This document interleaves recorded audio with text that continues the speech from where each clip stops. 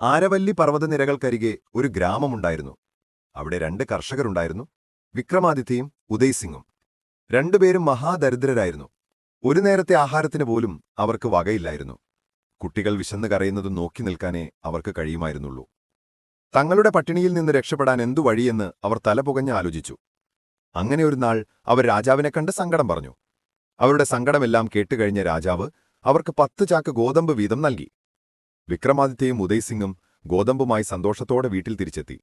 വിക്രമാദിത്യ തനിക്ക് കിട്ടിയ ഗോതമ്പ് ഉടൻ തന്നെ കച്ചവടക്കാർക്ക് വിട്ട് പണമാക്കി. കയ്യിൽ പണം വന്നതോടെ അവൻ മതിമറന്നു. ജീവിതം ആഘോഷിക്കുവാൻ തന്നെ വിക്രമാദിത്യം തീരുമാനിച്ചു. കൂട്ടുകാരെയും ബന്ധുക്കളെയും വിളിച്ചുവരുത്തി ഗംഭീരമായ വിരുന്ന് നൽകുകയും ചെയ്തു. വിരുന്നിന് വന്നവരെല്ലാം വിക്രമാദിത്യനെ വാനോളം പുകഴ്ത്തി. മാത്രമോ, വിരുന്ന് നൽകാത്ത ഉദയ്സിംഗിനെ പരിഹസിക്കുകയും ചെയ്തു. ഇതെല്ലാം കണ്ട് പൊങ്ങച്ചക്കാരനായ വിക്രമാദിത്യൻ ഏറെ സന്തോഷിക്കുകയും ചെയ്തു. എന്നാൽ ഉദയ്സിംഗ് ആകട്ടെ തനിക്ക് കിട്ടിയ ഗോതമ്പിൽ കുറച്ചെടുത്ത് കൃഷി ചെയ്യാൻ തീരുമാനിച്ചു.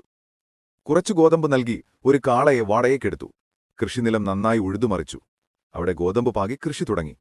യഥാസമയം വളവും വെള്ളവും നൽകി. കൃഷി തഴച്ചു വളർന്നു. നല്ല വിളയും കിട്ടി. ഉദയ്സിംഗ് പിന്നെയും പിന്നെയും കൃഷി ചെയ്തു. ഓരോ തവണയും നല്ല ലാഭവും കിട്ടി. കാലക്രമേണ ഉദയ്സിംഗ് ആ നാട്ടിലെ പണക്കാരനായി മാറുകയും ചെയ്തു. എന്നാൽ ഉദയ്സിംഗ് നാട്ടുകാരെയും ബന്ധുക്കളെയും മറന്നിരുന്നില്ല. അവർക്കുവേണ്ടി ഉദയ്സിംഗ് ഗംഭീരമായ വിരുന്ന് തന്നെ നൽകി. നാട്ടുകാർ ഉദയ്സിംഗിനെ പുകഴ്ത്തി പറയാൻ തുടങ്ങി. ഉദയ്സിംഗ് ദൈവത്തിനും സഹായിച്ച രാജാവിനും വിരുന്നിനെത്തിയവർക്കെല്ലാം നന്ദി പറഞ്ഞു. ഉദയ്സിംഗ് സമ്പന്നനായി. ഉദയ്സിംഗിന്റെ ബുദ്ധിയെ എല്ലാവരും പ്രശംസിച്ചു. അതേസമയം ദരിദ്രനായി മാറിയ വിക്രമാദിത്യനെ ആരും കണ്ട ഭാവം പോലും കാണിച്ചില്ല. ഒരു ദിവസം ഉദയ്സിംഗ് വിലപിടിപ്പുള്ള സമ്മാനങ്ങളുമായി രാജാവിനെ ചെന്ന് കണ്ടു. ഉദയ്സിംഗിന്റെ വിജയഗാഥ കേട്ട രാജാവിന് വലിയ സന്തോഷമായി. ഉദയ്സിംഗിന്റെ ബുദ്ധിയും കഴിവും ഉത്സാഹവും ദീർഘവീക്ഷണവുമെല്ലാം കണക്കിലെടുത്ത രാജാവ് ഉദയ്സിംഗിനെ ഗ്രാമത്തലവനാക്കുകയും ചെയ്തു. ഉദയ്സിംഗ് തന്റെ കൂട്ടുകാരനെ മറന്നില്ല. വിക്രമാദിത്യയ്ക്ക് കൃഷി ചെയ്യാനുള്ള സഹായം നൽകി.